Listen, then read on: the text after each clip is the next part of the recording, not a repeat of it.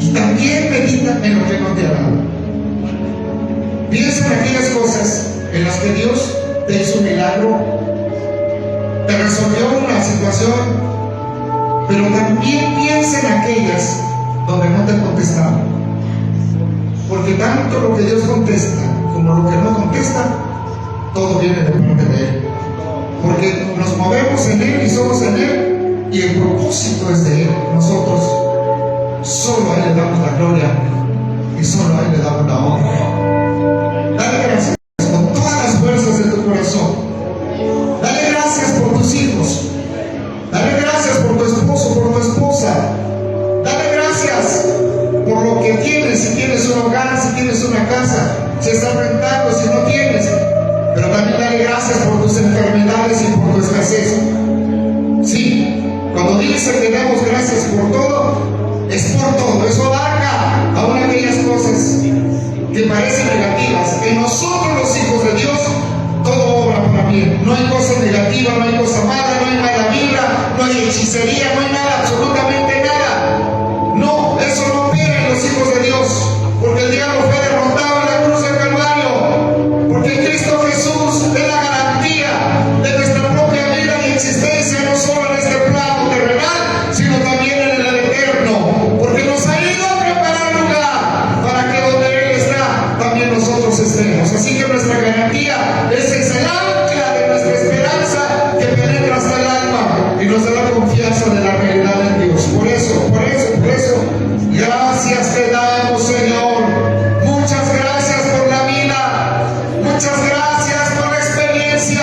Muchas gracias por el crecimiento. Muchas gracias, Señor, porque podemos comer y a veces no. Porque a veces vamos a compartir, Señor, y le decimos a la gente que tú eres el que todo lo provee. Pero por experiencia propia sabemos que también tú nos haces pasar por escasez para que podamos aprender a depender de ti. Por eso te damos gracias hoy. Gracias porque tenemos vida. Gracias por los que ya murieron. Gracias por los que están contigo. Gracias por los dolores por los que a veces pasamos. Y gracias, Señor, por la excelencia de tu amor que nos sostiene. Muchas gracias, Señor. Te adoramos, Padre. Te agradecemos de lo profundo de nuestro corazón. Y hoy venimos a reconocer que tú eres grande, que tú eres soberano, que tú eres absoluto, que a ti se rinde toda la creación, Señor. Y se clama tu nombre, se proclama tu nombre en el cielo, en la tierra y debajo de la tierra, porque todo lo creado tiene la facultad de declarar que tú eres el Señor. Bendito seas, Señor de señores, Dios de dioses, Rey de reyes. Vives, Señor, por los siglos, y a ti se te debe toda la creación. Tu palabra dice que nosotros somos obra de tus manos. Ninguno de los que estamos aquí nos hemos autocreado, ni nos hemos autodeterminado. No tenemos esa cualidad, no tenemos esa capacidad. Nosotros no somos nada, pero dice tu palabra que tú nos hiciste, que tú nos formaste y que somos ovejas de tu prado. Muchas gracias, Señor, por estar con nosotros. Qué grande amor que un día dejaste en tu trono de gloria. Qué gran bendición, Señor, que tomaste en cuerpo humano para estar entre nosotros. Qué maravilloso saber que tú estás con nosotros, que estás entre nosotros y que tú alabas al Padre en medio de nosotros, porque tú eres la alabanza y tú eres la adoración, Padre. A ti sea la gloria, a ti sea la alabanza. Bendito tu nombre. Proclama con tus labios que Él es el Rey. Declara que Él es el justo y soberano, que ha venido a darnos vida y vida en abundancia. No merecíamos nada. Estábamos perdidos, muertos en nuestros delitos y pecados, pero Él nos ha dado vida en Cristo. Aleluya. Y ahora vivimos para glorificarle. Ahora vivimos para exaltarle. Tú y yo somos la alabanza. Tú y yo somos la adoración. Por eso a Él le damos la honra y la gloria. Gracias, Señor. Gracias. ¿Te atreves a darle gracias por el problema que tienes? ¿Te atreves a darle gracias por la batalla que estás pasando? ¿Te atreves a darle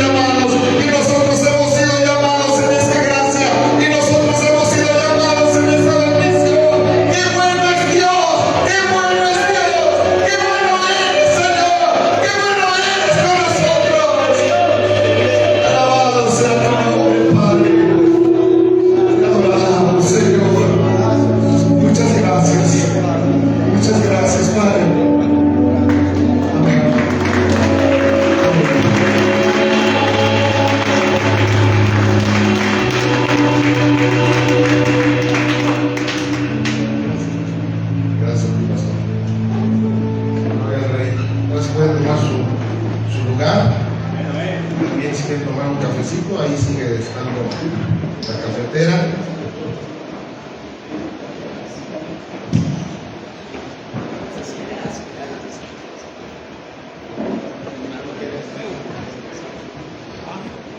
Ok, familia. Pues llegó la hora chimenguanchona. ¿Sí se acuerdan, verdad? De la hora chimenguanchona. Nada más que aquí no va a haber magia, aquí va a haber una enseñanza. Hoy el Señor puso en mi corazón darles un pequeño taller. No va a ser una predicación, sino un pequeño, bueno, digo pequeño taller, ¿verdad? Porque la verdad sinteticé mucho material para darlo en una hora más tardar. ¿Estamos a tiempo? Sí, estamos a tiempo. Una hora más tardar para que pues cada uno de los que estamos aquí, yo sé que tenemos mucho conocimiento. Bueno, ustedes, ¿verdad? Yo la verdad es que a veces, como dice por ahí un filósofo, como quisiera saber el 0.1% de lo que no sé, ¿verdad? Como quisiera saber tantísimas cosas que no sabemos y luego sentimos que sabemos mucho, pero la verdad es que no sabemos nada. Pero bueno, precisamente nosotros los ministros es bien necesario que las cosas elementales sí las conozcamos, familia. Es bien necesario. Y les voy a decir con mucha pena y mucha tristeza, hay veces que las cosas elementales no las conocemos. Y luego por eso de repente andamos con cada tropiezo, luego de repente por eso incluso andamos hasta en algunas discusiones, ¿verdad?, teológicas. Luego ahí en el desayuno vemos que algunos opinan una cosa, algunos opinan otra cosa, y desgraciadamente llega a existir mucho sincretismo religioso dentro del ámbito cristiano. Nosotros sabemos, creo que todos los que estamos aquí hemos estudiado la historia de la iglesia cristiana, y para estudiar la historia de la iglesia cristiana, pues en un 65-70% pues tenemos que echarnos un clavado al catolicismo, ¿verdad? Porque a final de cuentas sabemos que antes de Martín Lutero, pues el catolicismo era la iglesia oficial del cristianismo, y vemos tantísimas cosas que sucedieron tanto en la iglesia antigua, en la iglesia medieval, y también lo que sigue sucediendo en la iglesia moderna. Y muchas de las cosas que llegaron a pasar siguen pasando, familia. A veces, sin darnos cuenta, tenemos ciertas doctrinas dentro de la iglesia evangélica que las traemos arrastrando desde que andábamos ahí, que éramos cabochos, ¿verdad? Porque éramos de la 14, y muchas veces es precisamente porque ni siquiera conocemos cuándo fue cuando llegó esa situación, quién fue el fundador de cierta doctrina. Y bueno, les estoy ahorita dando nada más un preámbulo, una introducción, porque imagínense, ¿no? Tanta historia, ¿verdad?, que tiene la iglesia cristiana. Y precisamente por eso el Señor puso en mi corazón que hoy viéramos esta enseñanza que dice conociendo las corrientes doctrinales, porque hay veces que sin darnos cuenta estamos adoptando corrientes doctrinales que no nacieron ni siquiera en nuestra denominación. O sea, hay varias denominaciones, ¿verdad?, que las conocemos perfectamente, que son denominaciones ortodoxas, y esas denominaciones ortodoxas, pues todas llegamos a un mismo fin, ¿verdad?, que es nuestro Señor Jesucristo, que es la salvación, que es la Trinidad. Sabemos, ¿verdad?, todo lo que son esas doctrinas básicas, las doctrinas que son verdaderamente salvíficas. Pero lógico que cada denominación puede tener ciertas doctrinas secundarias que no tienen nada de malo, ¿verdad? O sea, algunas doctrinas secundarias pueden llegar a ser a lo mejor incluso hasta extra bíblicas, pero no antibíblicas, ¿verdad? No son herejías. Y eso precisamente es lo que denominan. Eso es precisamente lo que dice, bueno, los bautistas porque piensan de cierta manera, ¿verdad?, los pentecostales porque piensan de alguna otra manera, tienen una doctrina secundaria. Pero la doctrina primaria, esa es la que nos une, esa es la que nos tiene aquí a todos nosotros, ¿verdad? Y esa es la que nos hace ser cristianos verdaderamente cristianos, porque hay muchos, ¿verdad?, que se dicen, los testigos de Jehová dicen que son cristianos, ¿verdad?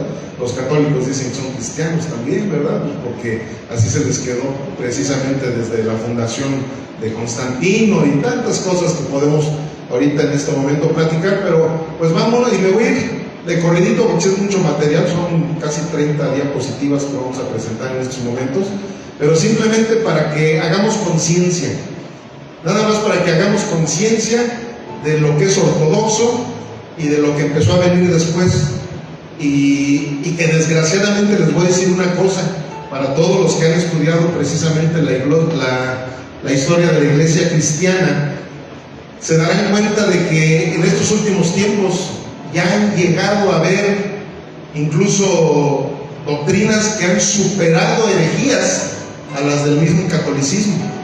Ya han llegado a superar ese tipo de herejías, y fue precisamente algo parecido a lo que pasó desde aquel entonces. La iglesia católica, que era la iglesia cristiana de aquel entonces, empezó a meter tantas herejías en sus doctrinas que precisamente el Islam empezó a tomar un poder tremendo en toda Europa, gracias a que la gente empezaba a ver herejías tremendas en la única iglesia cristiana que había en aquel entonces, aunque los bautistas digan que no, ¿verdad? Pero pues ahí luego platicaremos sobre esa situación, porque hay un gremio también de bautistas que manejan que realmente ellos no nacieron en la iglesia protestante, ¿verdad? Pero bueno, eso también han sido controversias, pero ahorita estamos hablando nada más de lo básico, ¿verdad? Entonces, ¿qué sucede? Que el Islam, ¿por qué tomó tantísima fuerza? Por tantas herejías que se estaban metiendo en la iglesia católica. Entonces muchos dicen, no, yo no quiero seguir en esas herejías.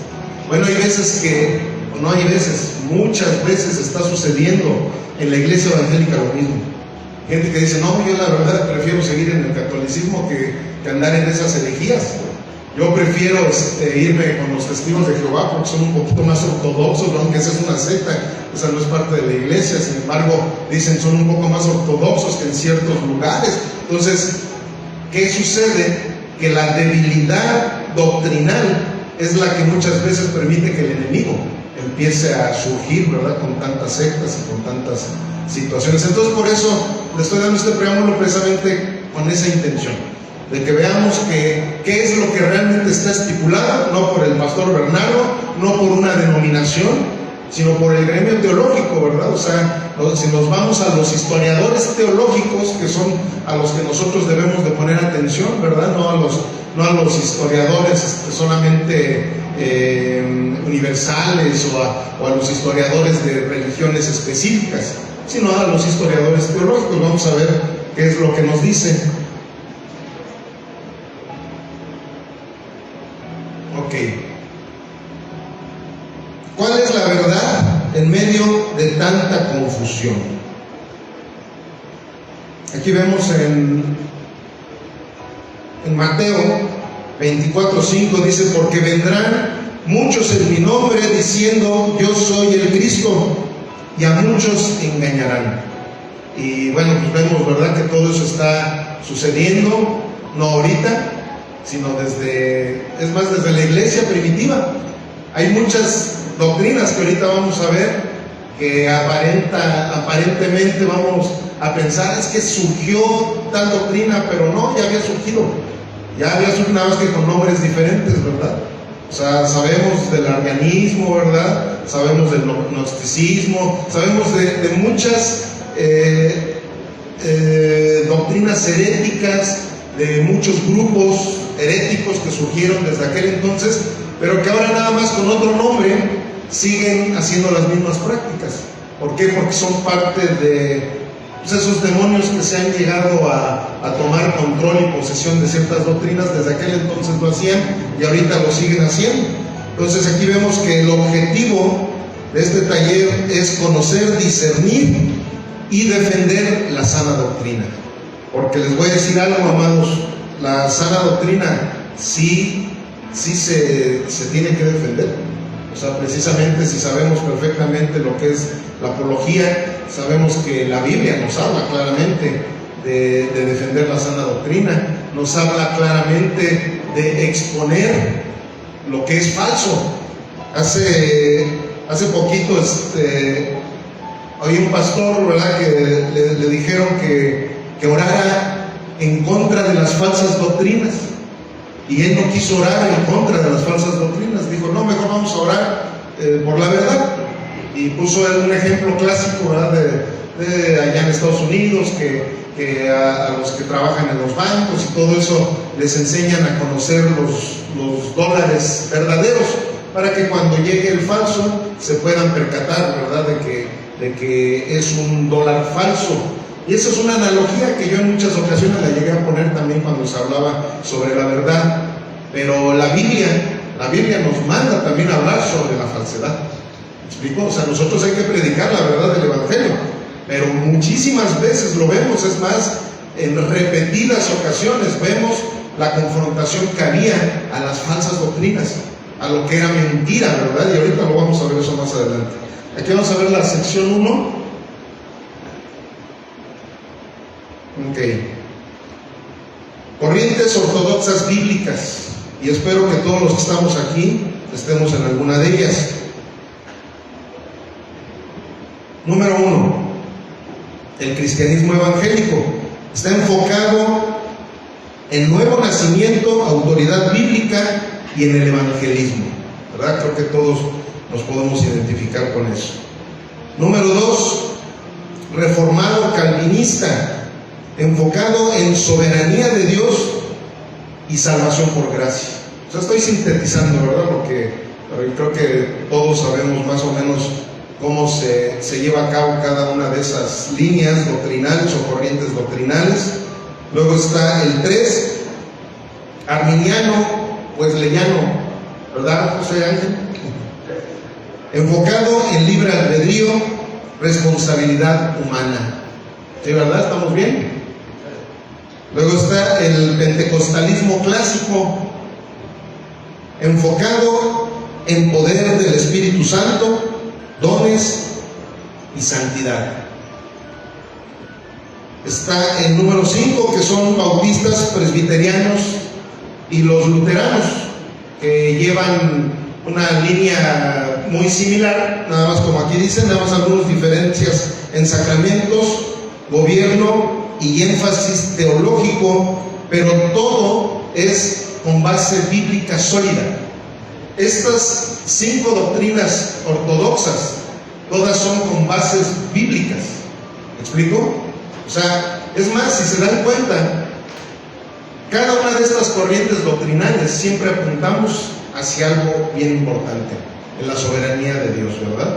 Siempre vamos a apuntar en que nos guste mucho una línea, nos guste mucho una doctrina secundaria, pero sabemos que Jesucristo es el Rey de Reyes, el Señor de Señores, y que Él es un Dios trino, ¿verdad? Es el Padre, es el Hijo y es el Espíritu Santo, ¿verdad? No como también ya muchas doctrinas que de repente surgieron, bueno, no de repente, ya habían surgido y de repente volvieron a surgir, ¿verdad? Como los unitarios, ¿no? Que ellos no creen en la Trinidad, como muchos le llamamos.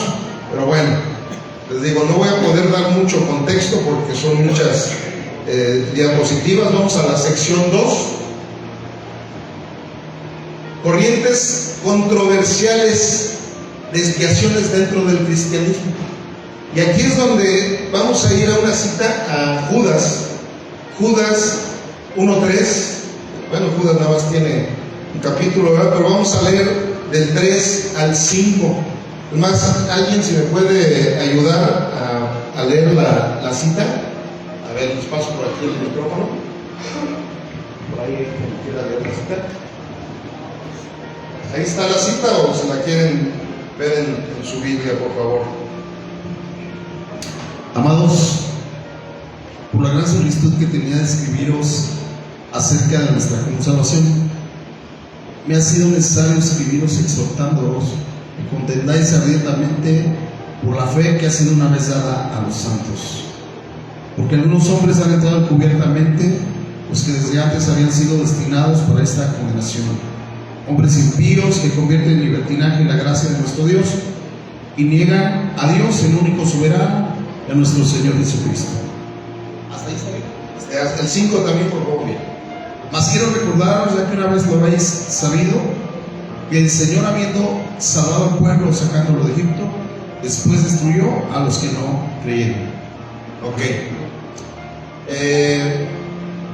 Ahora sí que los que piensan que no debemos de contender contra las falsas doctrinas, no se enojen conmigo, por favor.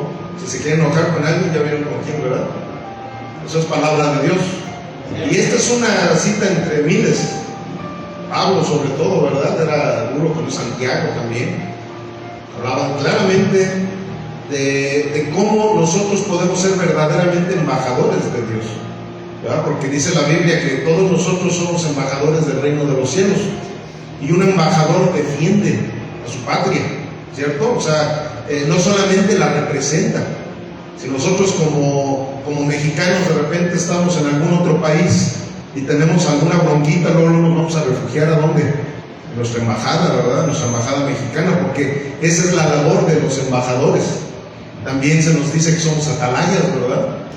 Nosotros como atalayas tenemos la responsabilidad de avisarle al pueblo cuando estamos viendo que hay ciertas controversias, que hay ciertas distorsiones con las cuales estamos afectando a la novia de nuestro Señor Jesucristo, que somos todos nosotros y son los congregantes que van a cada una de nuestras iglesias, ¿verdad, familia?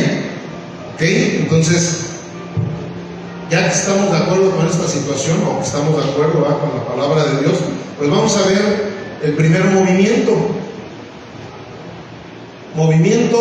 de la prosperidad. El movimiento de la prosperidad, también conocido como Evangelio de la Prosperidad, digo mal llamado Evangelio, pues eso no es Evangelio, es una corriente dentro de ciertos sectores del cristianismo evangélico, especialmente pentecostal y carismático, que enseña que la voluntad de Dios para sus hijos es que vivan en prosperidad financiera, salud física y éxito personal, y que estos beneficios pueden obtenerse a través de fe, confesión positiva y donaciones, especialmente los ministerios o pastores, ¿verdad? Yo creo que a lo mejor ahí se les olvidó una cita cuando Jesús nos dijo: en este mundo padecerán aflicción, ¿verdad? O sea, como que a lo mejor no se acordaron que existía eso dentro de la Biblia.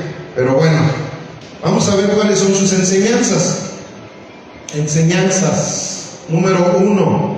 Enseñanzas principales del movimiento de la prosperidad. La fe como una fuerza activa. Enseñan que la fe es una especie de ley espiritual que activa bendiciones. Si se declara y cree, recibes. La confesión positiva. Decláralo y será tuyo. Influenciado por el movimiento del nuevo pensamiento y el 1600. Yo, amados, antes de venir a los pies de Cristo, yo anduve en la nueva era, anduve en la metafísica, el control mental del método Silva, anduve en cosas así por el estilo. ¿Y qué creen que de ahí es de donde viene precisamente todo eso? Eso de declarar, eso, es más, ahí en el control mental, en la metafísica, se te dice que incluso enmarques, ¿no? Que pongas en un marco una bicicleta de tal color, con especificaciones, y lo declares. Nada más que ahí, en vez de decir en el nombre de Jesús, ahí normalmente se dice: declara que es tuyo, declara que esa bicicleta es para mí, esa bicicleta es para mí, es para mí, armonía para todo el mundo. Eso es lo que te enseñan allá. Pero desgraciadamente aquí se han infiltrado esas doctrinas dentro de la iglesia evangélica. Nada más que aquí, en vez de decir armonía para todo el mundo, dices en el nombre de Jesús. Pues ya das nada más la llavecita, ¿no? La llave mágica. Y así es como desgraciadamente se ha estado enseñando este tipo de cosas. Luego, siembra y cosecha. Enseñan que si tú siembras dinero en un ministerio, especialmente el del predicador, Dios te lo devolverá multiplicado. La voluntad de Dios siempre es sanarte y prosperarte. Según esta teología, un cristiano que está enfermo o pobre es porque no tiene suficiente fe o no ha sembrado lo suficiente. O a veces también te dicen, no, es que a lo mejor estás en pecado, y por eso es que, por eso estás enfermo, ¿verdad? Así como aquellos discípulos, ¿verdad? Que cuando iban caminando con Jesús, que le dijeron, esa persona está enferma por sus pecados, por los de sus padres, ¿verdad? Y Jesús ahí les dio una lección, y creo que nosotros debemos de entender que hay que guiarnos con las lecciones que nos da nuestro Señor Jesucristo, y no por algunas enseñanzas que hayamos adquirido en algún lugar, no con malas intenciones. Eso sí, yo me he percatado que nunca va a ser con malas intenciones, pero sí a veces llega a ser. ¿Por qué? Porque a lo mejor no nos expusimos a talleres como estos, a lo mejor, ¿verdad? Pero principalmente no nos expusimos al poder de la palabra de Dios cuando nosotros la estamos escudriñando de una manera concienzuda, ¿verdad? En la cual consecutivamente la podamos estar leyendo, conociendo el texto, conociendo el contexto, ¿verdad? De tanto el contexto cultural, ¿verdad? El contexto gramatical, ¿verdad? Porque muchas veces confundimos una palabra y ya la llevamos a hacer una doctrina, contextos históricos, o sea, ustedes saben perfectamente que si tú no te vas a los contextos, todos los contextos hermenéuticos, es muy peligroso que nos paremos en un púlpito a dar una predicación sin todos sus contextos. Entonces, precisamente no es porque sea gente mala, ¿verdad? Sino que a veces tienen un poquito de ignorancia en la materia, y por eso no llevan a cabo las doctrinas de una manera ortodoxa, como lo vimos desde un principio. ¿Ok? Bueno, continuamos. Número 2. Vamos a ver críticas bíblicas al movimiento de la prosperidad. Distorsiona el Evangelio, cambia el enfoque de Cristo y la cruz por el dinero y la autosatisfacción. Y ahorita no me va a dar tiempo de que, bueno, sí, vamos así rápido. A ver, ¿alguien me puede leer Gálatas 1 del 6 al 9? Gálatas 1 del 6 al 9. Aquí también va a ser esgrima bíblico para que sean rápidos, pastores, por favor.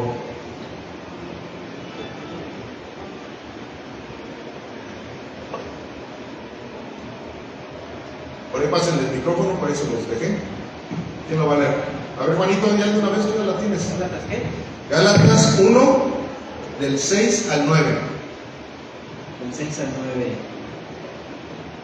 Estoy maravillado de que tan pronto os hayáis alejado del que os llamó por la gracia de Cristo para seguir un evangelio diferente.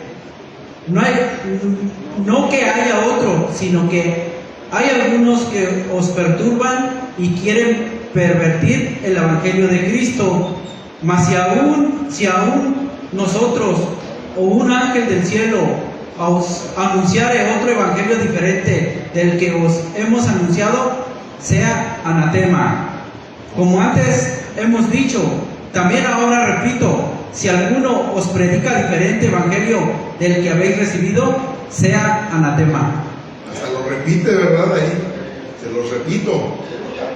Por ahí déjatelo el micrófono, Juanito, y alguien vaya buscando Mateo 6:24, alguien segunda de Timoteo 3:12, alguien segunda de Pedro 2:1-3 y Mateo 8:20, por favor, porque vamos a ver todo lo demás que dice. Materialismo disfrazado de espiritualidad no pueden servir a Dios. Pues ahí está ya la cita, ahí la dice, luego dice, no pueden servir a Dios y a las riquezas, ¿verdad? Eso dice Mateo 6:24.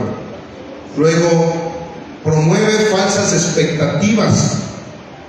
En lugar de preparar al creyente para el sufrimiento, como lo dice 2 de Timoteo 3:12, que dice, promete... no, ahí sí léanmelo, por favor.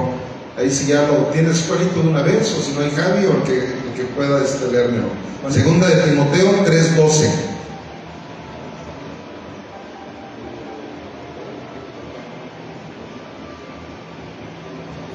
También todos los que quieren vivir piadosamente en Cristo padecerán persecución. Ok. O O sea, esa también es una promesa, ¿verdad? Porque luego nos encanta eso de, ay, híjole, el Señor, las promesas que nos da, esa es una promesa también, ¿verdad que sí? O sea, ¿quieres andar en los caminos del Señor? Vamos a padecer aflicciones, ¿verdad? También como dice una de las bienaventuranzas. También dice que el Señor nos ha hecho coherederos ¿de qué? De sus padecimientos, ¿verdad? Así dice la Biblia, no yo, ¿verdad? Entonces, bueno, continuamos. Manipulación emocional y financiera. Se aprovecha de los pobres y necesitados con falsas promesas. ¿Qué dice 2 de Pedro 2, del 1 al 3? Pero hubo también falsos profetas entre el pueblo, como habrá entre vosotros falsos maestros, que introducirán encubiertamente herejías destructoras, y aún negarán al Señor que los rescató, atrayendo sobre sí mismos destrucción repentina. Y muchos seguirán sus disoluciones, por causa de los cuales el camino de la verdad será blasfemado. Y por avaricia harán mercadería de vosotros con palabras fingidas. Sobre los tales ya de largo tiempo la condenación no se tarda, y su predicación no se duerme. Hasta el 3. Hasta el 3. Bueno, esa es otra promesa más, ¿verdad? Ahí está, ahí encontramos otra promesa más.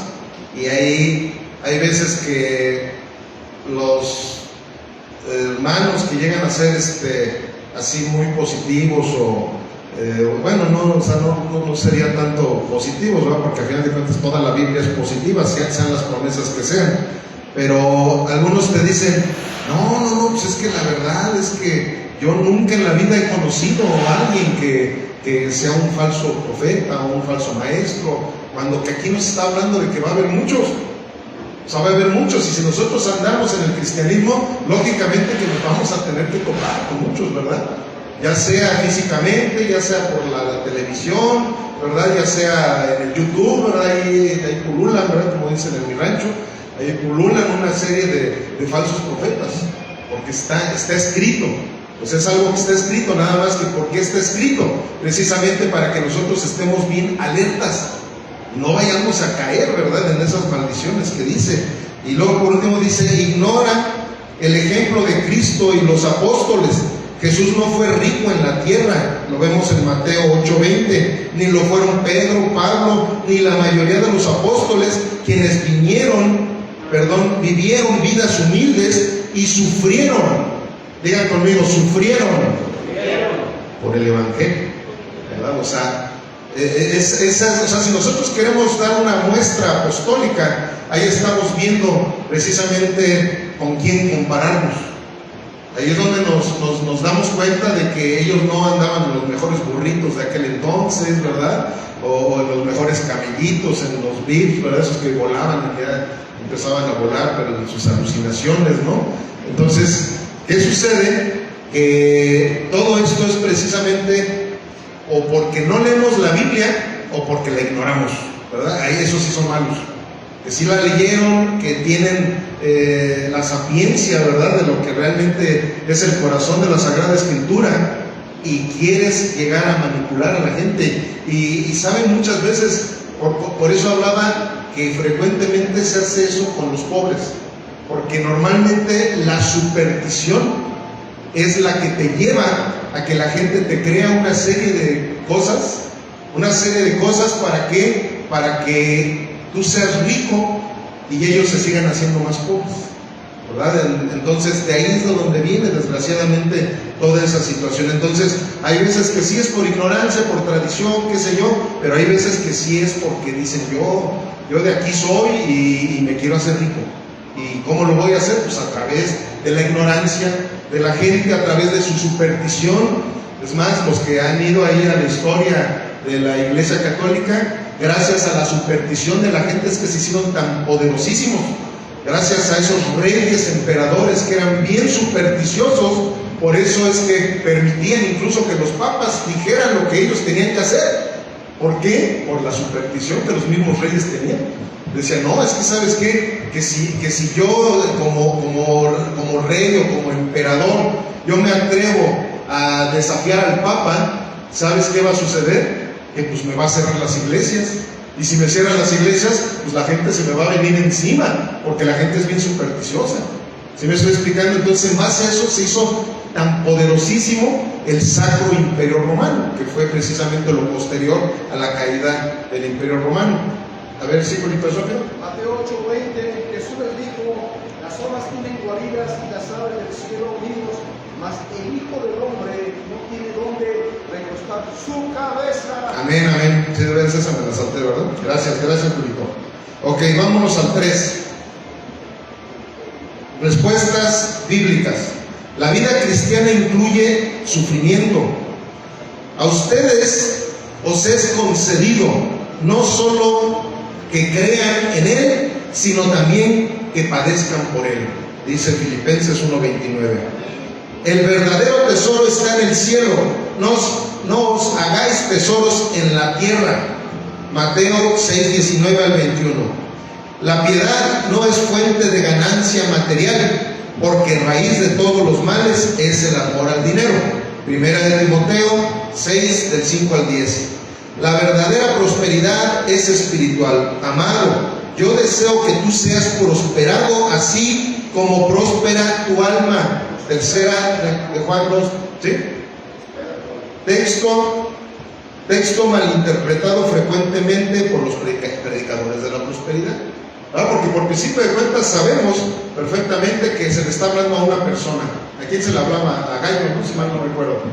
Se le está hablando a Gallo, o sea, es algo específico, no es algo doctrinal, ¿verdad? Para que toda la iglesia camine en eso, y se está malinterpretando tremendamente. O sea, le está hablando principalmente de esa prosperidad del alma. La prosperidad no solamente es económica, es más, la prosperidad bíblica, si nosotros nos ponemos a ver, él siempre se va a lo eterno, ¿verdad? No a lo efímero, no a lo que aquí se termina.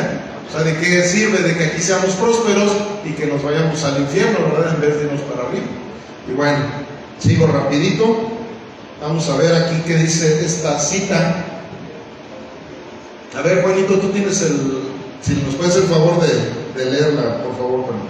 Si alguno enseña otra cosa y no se conforma a las sanas palabras de nuestro Señor Jesucristo y a la doctrina que es conforme a la piedad, está envanecido, nada sabe y delira acerca de cuestiones y contiendas de palabras, de las cuales nacen envidias, pleitos, blasfemias, malas sospechas, disputas necias de hombres corruptos de entendimiento y privados de la verdad, que toman la piedad como fuente de ganancias.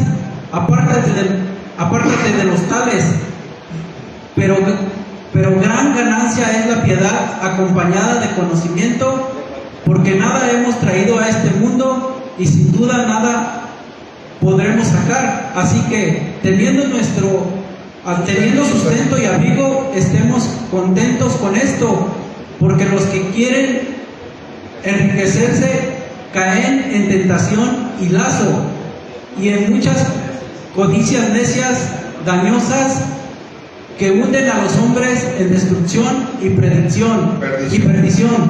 Porque raíz de todos los males es el amor al dinero, el cual, codiciando, algunos se extraviaron de la fe y fueron traspasados de muchos dolores. Amén. Ok, vamos a la siguiente corriente doctrinal que ha distorsionado el Evangelio. Número 2, hipergracia. Ahí ya no se necesita arrepentirse, tenemos un Dios buena onda, que Él ya lo hizo todo por ti. El movimiento de la hipergracia es una corriente moderna dentro de algunos círculos evangélicos y carismáticos que exagera o distorsiona la doctrina bíblica de la gracia, llevándola a un extremo que minimiza el pecado, niega la necesidad del arrepentimiento continuo y rechaza la ley moral como guía de vida cristiana. Ahorita también está muy de moda esa doctrina, porque esas doctrinas se ponen de moda porque jalan gente. O sea, acuérdense que dice la palabra precisamente que vendrán esos tiempos, ¿verdad? Que ya van a carecer de la sana doctrina y van a estar buscando que se les endulce el oído. Y realmente eso es, por eso las distorsiones. ¿Por qué? Porque eso endulza mucho el oído. Nuestra naturaleza caída nos lleva a buscar esas cosas. Nuestra naturaleza caída no nos lleva a buscar del arrepentimiento, no nos lleva a buscar del sufrimiento, del sacrificio por el Evangelio. Nuestra naturaleza caída nos lleva a saca el campeón que llevas dentro. Pero como decía el pastor Suri, no como que saca el campeón que llevas dentro, pues si dentro llevamos puros trapos de inmundicia, ¿verdad? Más bien que venga el campeón a que esté dentro de nosotros, el único y verdadero campeón que es Jesucristo, y pues cómo lo voy a sacar, que ahí se quede, ¿verdad? Pero ¿qué sucede? Que eso no vende y las otras sí venden. Entonces por eso es que, pues mira, Jesús es bien buena onda, mira, es más, y ahorita vamos a ir a esa doctrina también, en donde mira, pues somos bien inclusivos, tenemos nuestra Biblia del arco iris, ¿verdad? Y una serie de cosas en donde, pues, te están distorsionando completamente el verdadero mensaje del Evangelio. Nunca te llevan al arrepentimiento. Y la verdad, o sea, yo incluso conozco personas que viven en esta doctrina. Los he confrontado, les he dicho, ¿sabes qué? Ten cuidado, porque la verdad te estás yendo al otro extremo, ¿verdad?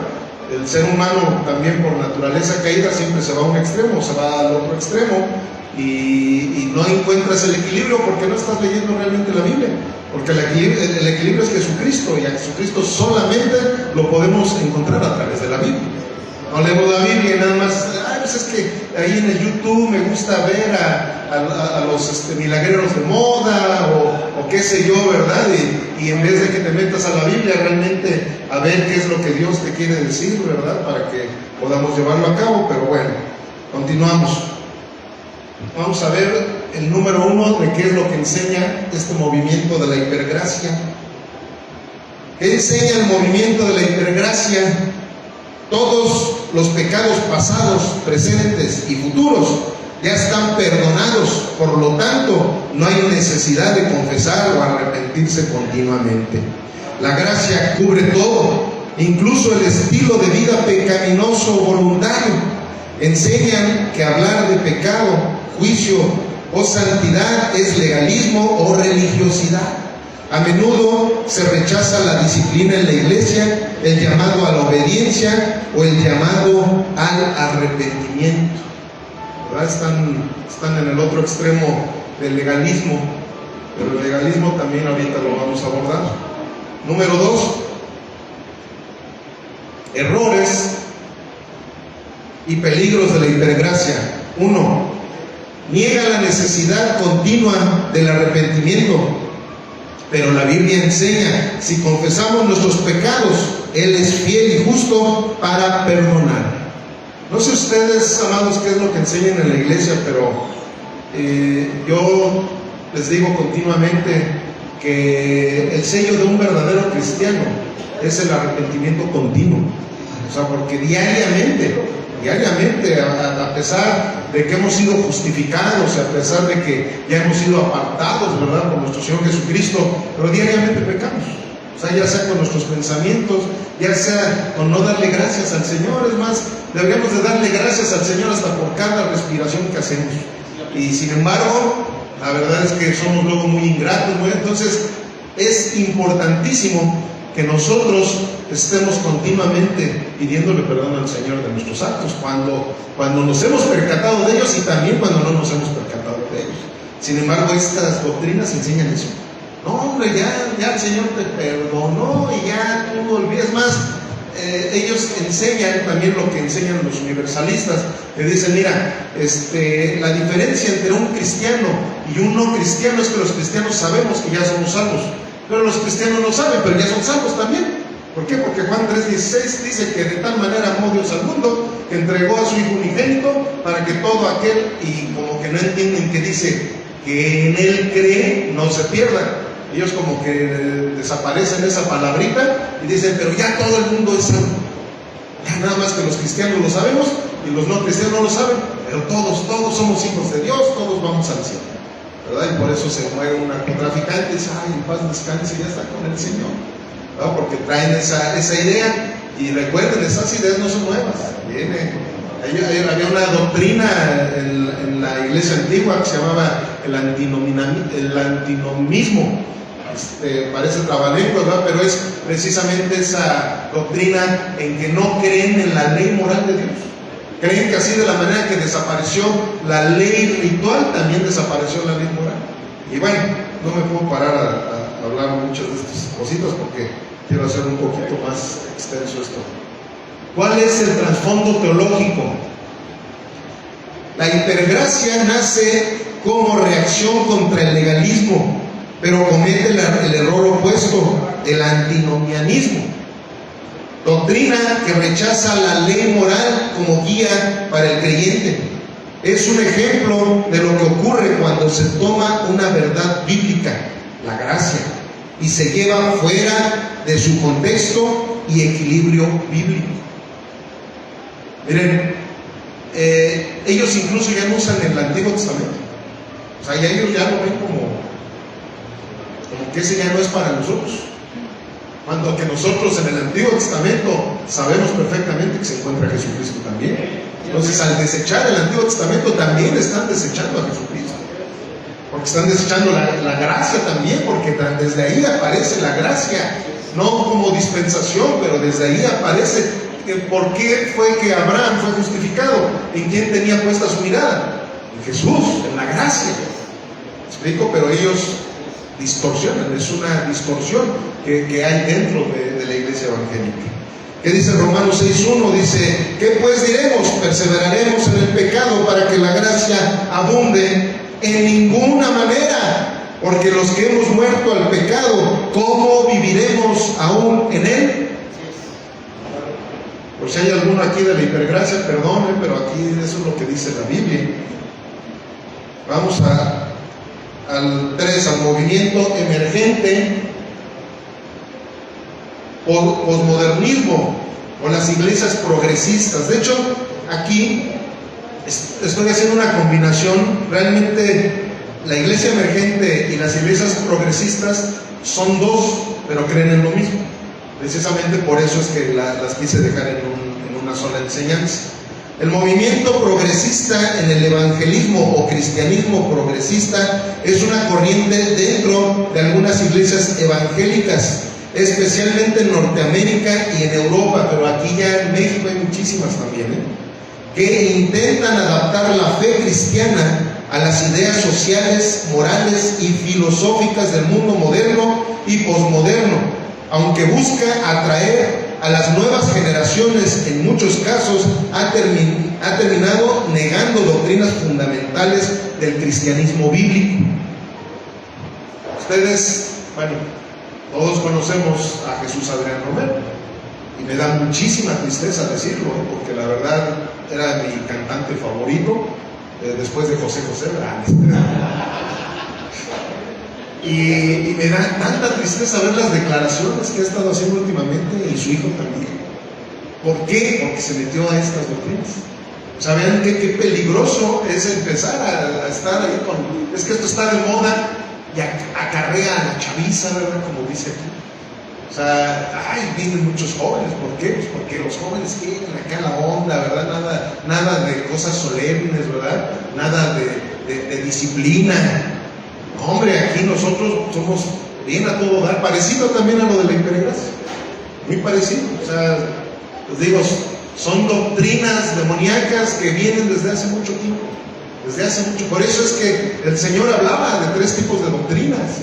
Una vez también un amigo me dice, no, ¿cómo que la sana doctrina? Pues que no toda la doctrina es sana.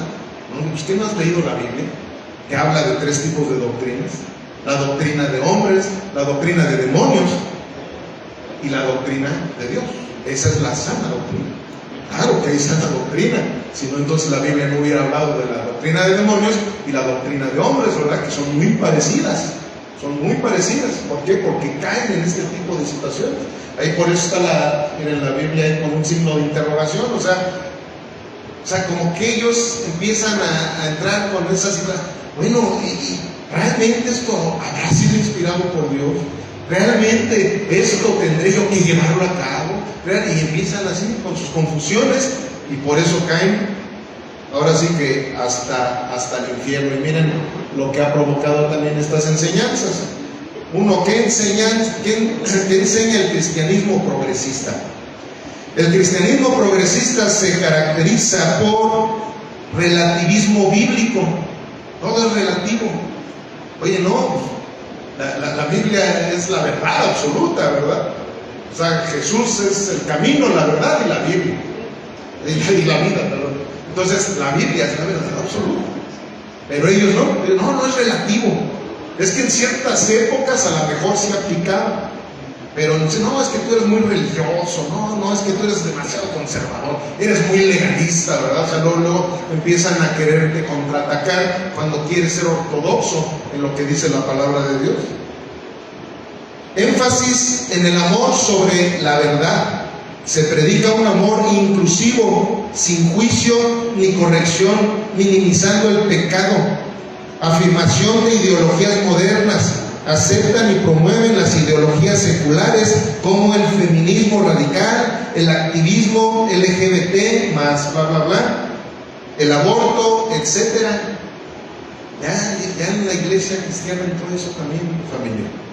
El feminismo, ¿verdad? Donde las mujeres se empoderan, ¿verdad? Y el empoderamiento. Y ya en vez de que sea el pastor el que esté como cabeza, no, la mujer. O a lo mejor el pastor aparentemente está como cabeza, pero la mujer es la que le dice y le pica las costillas y le dice cómo se deben de hacer las cosas, ¿verdad? Y siempre las predicaciones son relacionadas con la mujer. Y muchas veces ya no nada más dicen hermanos y hermanas, ¿no? Sino que también dicen hermanos, hermanas y hermanes, o como dicen hermanes, ¿no? O sea, ya entran en ese rollo. ¿Por qué? Porque quieren jalar gente. Dicen, no, pues es que así voy a jalar a toda la gente. Ay, pastor, soy homosexual, puedo llegar con mi novio, puedo llegar con mi novia, ¿verdad? Y claro que sí, es más, pues ya hasta los podemos casar, ¿verdad? Y todo ese tipo de situaciones.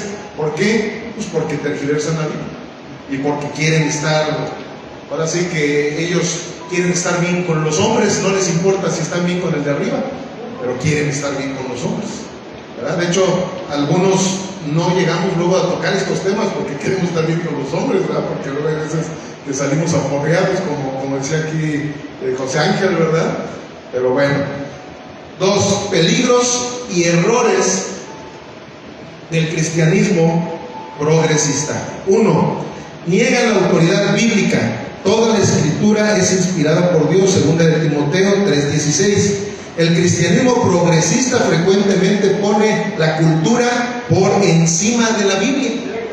O sea, dice, es que como esto es cultural, no, pues sabes que vamos a celebrar aquí el Día de Muertos, porque pues, es la cultura, ¿verdad?, de aquí de los mexicanos. O como Jesús Adrián Romero, que hacía su Halloween también, ¿verdad? Y cosas así por el estilo. Entonces, ¿qué sucede? Que hay cosas, pero bueno, también tenemos que entender, porque ahorita vamos a entrar al área del legalismo, ¿verdad?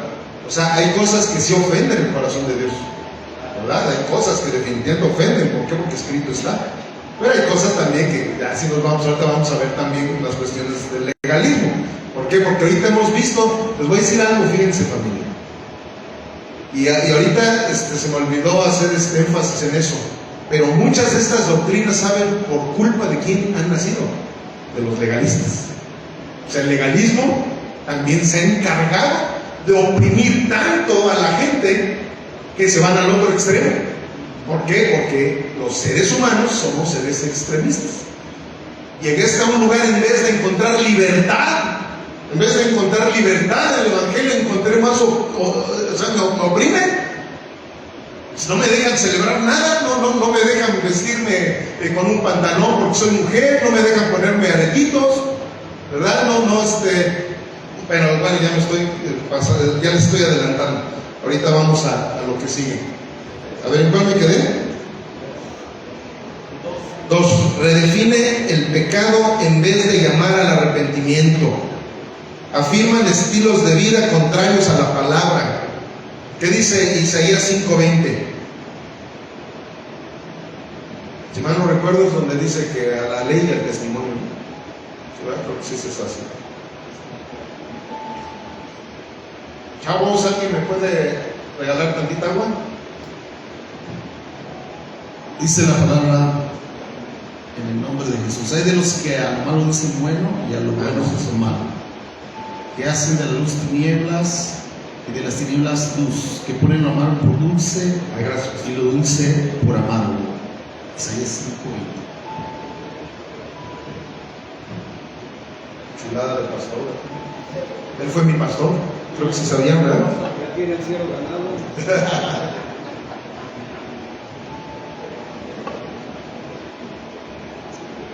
Ok. Número 3. Promueve otro evangelio. Cambia el mensaje de salvación en Cristo por uno de autoaceptación o justicia social. En Gálatas, ya eso estudienlo en su casa, porque si no, no me va a dar tiempo de presentarles todo. 4. Apelan a emociones, no a la verdad. Se enfocan en cómo la gente se siente, no en lo que Dios ha dicho. Y ahí está una cita para confrontar ese tipo de corriente doctrinal. Vamos a la que sigue. Respuestas bíblicas al cristianismo progresista. La verdad no cambia con la cultura. La palabra del Señor permanece para siempre. Está en Primera de Pedro 1:25. Dicen: Dios es amor. Bueno, más bien nosotros lo decimos, ¿verdad? Dios es amor, pero también es justo y santo. Sin santidad nadie verá al Señor, lo dice Hebreos 12:14. El alma que pecare, esa morirá, dice Ezequiel 18:4. El verdadero evangelio transforma al pecador, no lo afirma en su pecado.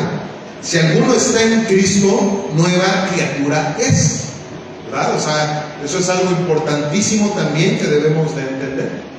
El Señor en realidad no nos usa a nosotros para que podamos ser bien buenos.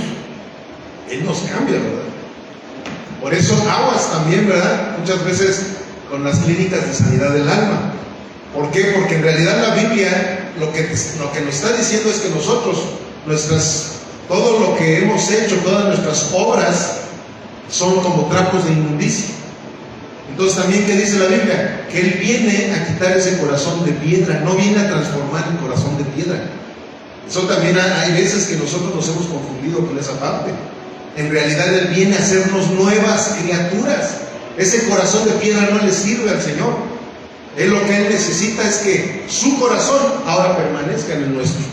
¿Para qué? Para que a través de nuestra vida Él pueda hacer su vida.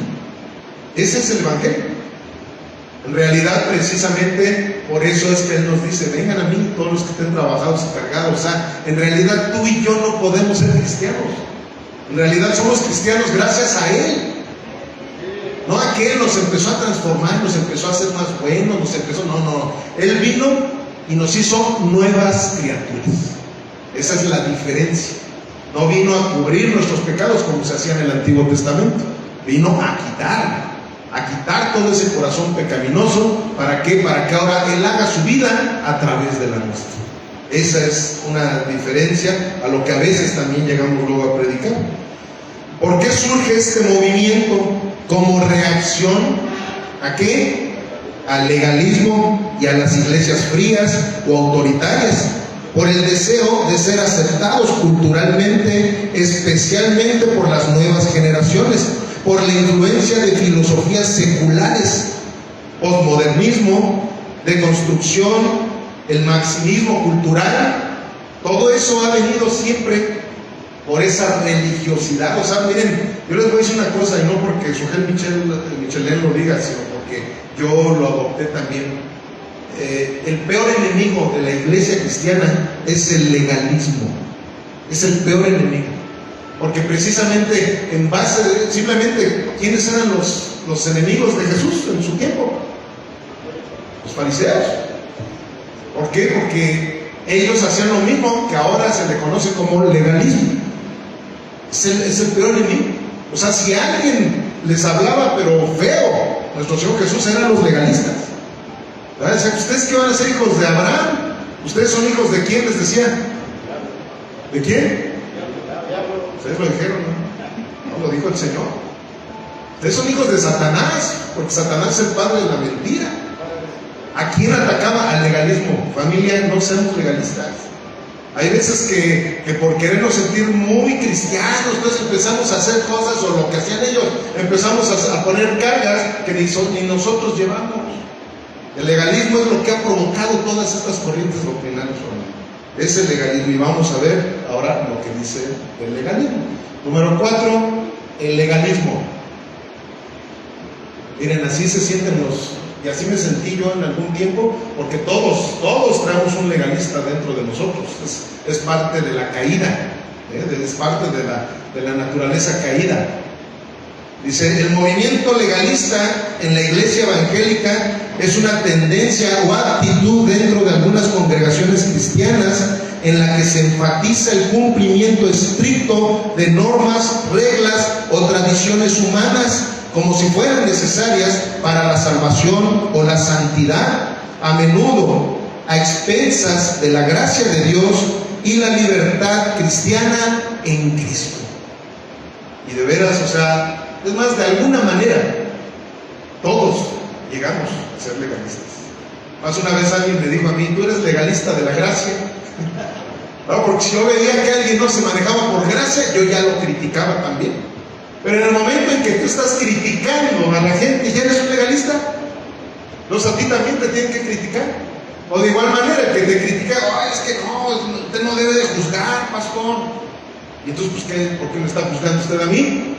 ¿Verdad? Eso sí podría llegar a ser relativo, pero el legalismo no es relativo. El legalismo es algo que viene desde Adán y de Eva. Es algo que viene desde los discípulos de nuestro Señor Jesucristo. Es algo que viene, ¿por qué? Porque siempre el ser humano quiere sentirse mayor que los demás. Esa es parte de nuestra naturaleza. Y por eso es que viene el legalismo. Ok, ¿qué es el legalismo? El legalismo es la creencia de que uno puede obtener o mantener la aprobación de Dios a través del cumplimiento de leyes o reglas, más allá de la fe en Jesucristo. Se manifiesta en formas como enseñar que la salvación depende de las obras o comportamientos externos, juzgar la espiritualidad de otros por su ropa, música, costumbres, etc., imponer reglas no bíblicas como si fueran mandamientos de Dios, restar valor a la gracia y al sacrificio de Cristo al enfatizar el mérito humano. El orgullo es el que nos lleva al legalismo. Yo ya logré dejar cierto pecado. Pues ahora entonces, como yo logré dejar ese cierto pecado, ahora voy a criticar a todos los que tienen ese pecado. Pero no me he dado cuenta, ¿verdad?, de que yo no he dejado otro pecado que el otro sí ya lo dejó. Entonces el otro, como es bien legalista también me está criticando. Eso es el legalismo, familia. Y es un cáncer en la iglesia. El que tú estés siempre buscando la manera de juzgar a una persona porque eres un moralista, eso te convierte en un legalista, ¿verdad? Hasta rimó.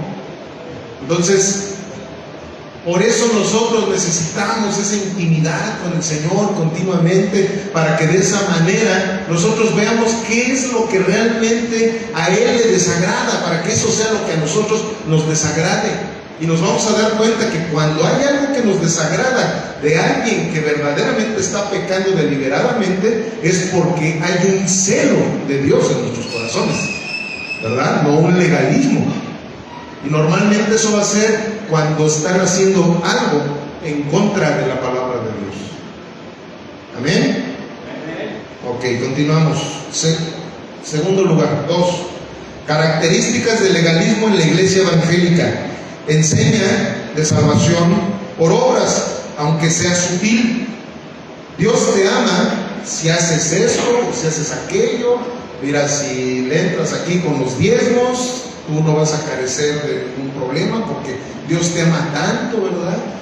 mira, es que Dios te ama tanto, ¿verdad? Que no quiere que te pongas pantalón, ¿verdad? Porque pues, la Biblia dice que no te pongas prendas de hombre, a la mujer le dice que no se debe de poner prendas de hombre, ¿verdad?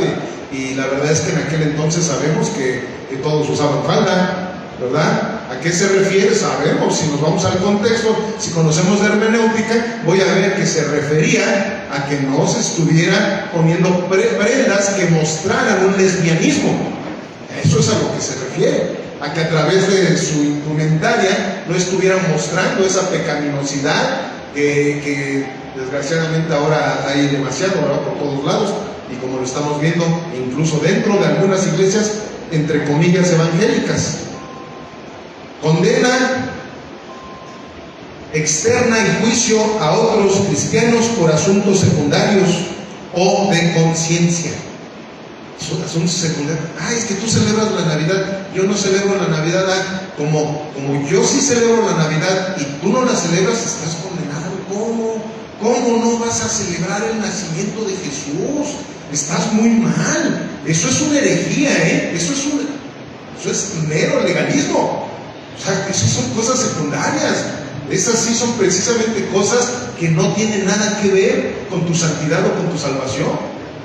O al revés, ¿verdad? Celebran la Navidad. No, el arbolito es del diablo. Y empiezan a sacar textos fuera de su contexto, como lo hacen todos los legalistas, para decir, mira, no, es que el árbol es del diablo. Y te empiezan a salir con unos choros mareadores. ¿Por qué? Porque hay una naturaleza pecaminosa en nosotros que nos sigue llevando a esos extremos, a cosas que son totalmente extrabíblicas y que nosotros las ponemos como si fueran doctrinas principales para nuestra salvación. Eso es algo terrible, familia. Obsesión con el externo, vestimenta, peinados, maquillaje, etc. Y eso creo que ya es el que ya lo conocemos perfectamente. Falta de misericordia y énfasis en el castigo más que en la restauración. Todo el tiempo te están hablando del infierno y nunca te hablan del cielo, y todo el tiempo están satanizando una serie de cosas que haces, pero no te dicen cuál es la solución para que puedas llegar a la verdadera salvación.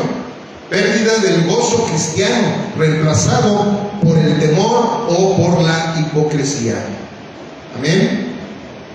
Número 3, ¿qué dice la Biblia? La Biblia reprueba el legalismo, especialmente en el ministerio de Jesús, quien confrontó duramente a los fariseos, los principales representantes del legalismo en su época. En Efesios 2, 8 al 9 dice, porque por gracia somos salvos por medio de la fe, no por obras, para que nadie se gloríe. En Gálatas 2:16 dice, el hombre no es justificado por las obras de la ley, sino por la fe en Jesucristo. En Mateo 23, del 27 al 28 dice, Jesús dijo a los fariseos, son semejantes a sepulcros blanqueados, por fuera se muestran justos, pero por dentro están llenos de hipocresía. Consecuencias del legalismo. Aleja a la gente de la fe por convertir el cristianismo en una lista de reglas. Fomenta la hipocresía, ya que muchos fingen cumplir para ser aceptados. Desvaloriza la gracia de Dios y la obra suficiente de Cristo en la cruz. Divide a la iglesia por asuntos no esenciales. 5. ¿Cuál es el equilibrio? La gracia no es licencia para pecar, pero tampoco debemos vivir atados al temor y a las reglas humanas. El cristianismo obedece por amor, no para ganarse el favor de Dios. Romanos 6:14. No están bajo la ley, sino bajo la gracia. Gálatas 5:1. Estén pues firmes en la libertad con que Cristo nos hizo libres y no estén otra vez sujetos al yugo de esclavitud. Amén. Y bueno, con esto voy a tener que terminar porque ya se me vino el tiempo encima. A ver si para la próxima ya les aumento. Bueno, y es que como vino el pastor, ¿dónde anda el pastor David? Por eso no voy a predicar nada sobre eso. A lo mejor cuando no esté el pastor David. Es cierto, pastor, ya sabes que siempre vacilo contigo. Bueno, vamos a lo que sigue porque porque sí, ya se nos vino el tiempo encima. Vamos a orar por las ofrendas, ¿les parece bien, familia? Y le voy a pedir al pastor Humberto si nos hace el favor de dirigirnos en oración, porque lo tengo que agarrar cuando viene y ya para que me haga aquí.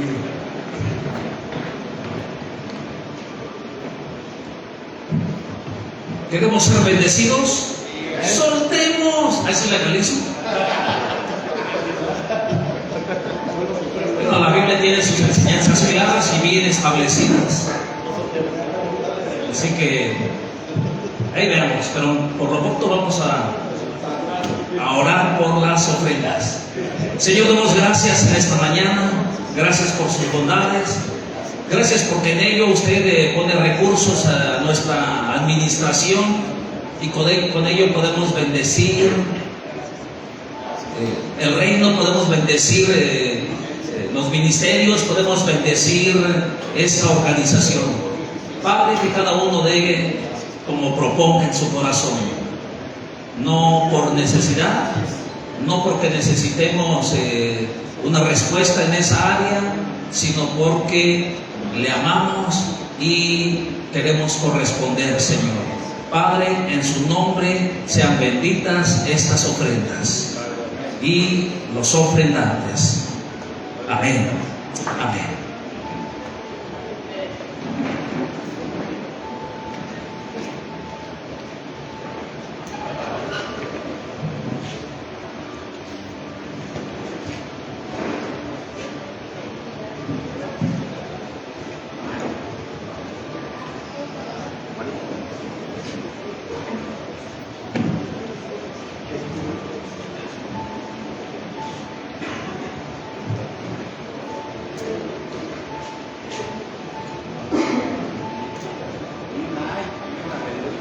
Imaginen como si le hiciéramos como el Señor Jesucristo, cómo se dio cuenta que era lo de la viuda, ¿no? Anuncios. Ninguno. Adelante, Moy.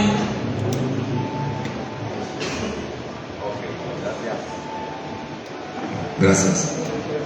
Andamos más de la garganta, pastores. Pues ya aquí Vena nos puso una buena, ¿verdad? Cada quien agarró lo suyo, muchas cosas buenas, ¿verdad? Y bueno, nada más es acerca de lo del concierto. Llevamos 22 pastores que se han inscrito para poder financiar el concierto. El concierto, la única propuesta es unirnos en adoración. Nadie va de esta ciudad, nadie va a tocar, es gente que viene afuera. Y no es que ustedes desembolsen, estamos viendo, necesitamos por lo menos 50 o 60 pastores o sembradores de 1500, pero no tienes que desembolsarlo tú. Lo que tienes que decirles a tu iglesia, ese es el favor que pedimos, que va a haber un evento gratuito, la entrada gratis, entonces puede entrar la iglesia completa, y la iglesia es la que va a ¿cómo se llama? A ofrendar los 1500, así es como